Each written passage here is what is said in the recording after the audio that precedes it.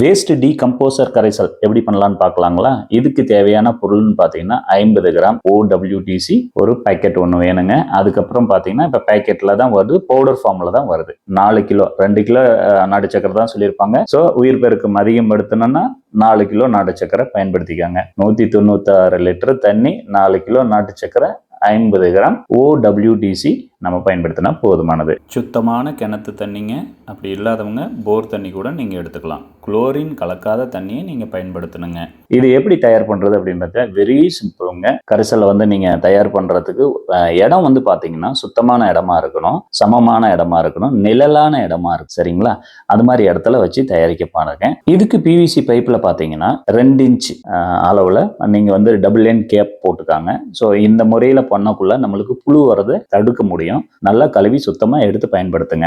காலை சாயந்தரம் 2 நேரத்திலையும் ஒரு நாளைக்கு ஒரு முறைனாலும் கலக்கணும். ஆனா கண்டிப்பா சாயந்தர நேரத்துல கலக்கி விடுங்க. நல்லா சுழல் வந்து உள்ள போற மாதிரி. சரிங்களா? அது மாதிரி நல்லா சுத்தி விடுங்க. வீடியோல காட்டுறோம் பாருங்க. இது மாதிரி சுத்தி விடுங்க. மேல கண்டிப்பா மூடி இருக்கிறது ரொம்ப ரொம்ப சிறப்புங்க. ஏன்னா புழு வந்துடும் வேஸ்டிடியில. ஸோ தயாரிக்கிற வெல்லம் போடுறோம், அதனால மைக்ரோ ஆர்கானிசம் டெவலப்மெண்ட் ஆகும், வேகமா புழு வரதுக்கு வாய்ப்புகள் இருக்குங்க. ஸோ உடனே நீங்க என்ன பண்ணணும், மூடி கண்டிப்பா மூடி வச்சிருக்கணும். தினமும் காலையிலையும் சாயந்தரமும் கலக்க சொல்லுவாங்க. ஆனா உங்களால கண்டிப்பா சாயந்தரம் மட்டும்தான் கலக்க முடியும்னா ஒரு நேரமாவது கலக்கி விடுங்க. நல்லா கலக்கி விடுங்க. ஸோ இது மாதிரி கலக்கிறதுனால சீக்கிரம் வந்து உயிர் பெருக்கத்தை வந்து எண்ணிக்கையே கூட்ட முடியுங்க. சரிங்களா? இப்படி நீங்க கரெக்டா தினமும் கலக்கிட்டு வந்தீங்கன்னா ஒரு வாரத்துல, அதாவது 6 நாளுக்குள்ள உங்களுக்கு இந்த கரைசல் தயாராயிரும். அதுக்கப்புறம் நீங்க 7வது நாள் பயன்பாட்டுக்கு எடுத்துக்கலாம். என்னென்ன பயிர்களுக்கு பயன்படுத்தலாம்?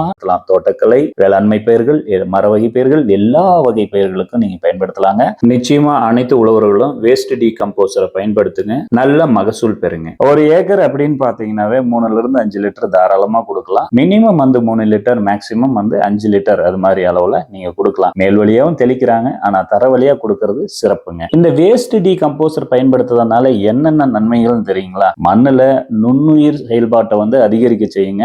அதே மாதிரி கழிவுகளை உரமா மாத்துங்க. சரிங்களா? தாவர வளர்ச்சிக்கு உறுதுணையா இருக்கும். நம்ம விளைச்சலை இதுல இருந்து கணிச்சமா 5-10% கூட்ட முடியுங்க. இயற்கை விவசாயத்துல மட்டும் இல்லைங்க, எந்த விவசாயத்திலும் வேஸ்ட் டீ தான் ஒரு பெரிய ஒரு வரப்பிரசாதம் சொல்லலாம். நீங்களும் பயன்படுத்தி பாருங்க. சோ பயிர் வளமா இருந்தா உற்பத்தி திறனை அதிகப்படுத்த முடியும். வேர் வளர்ச்சியில் விளைச்சல் இருக்குன்னு சொல்ற மாதிரி தான். ஓகேங்களா?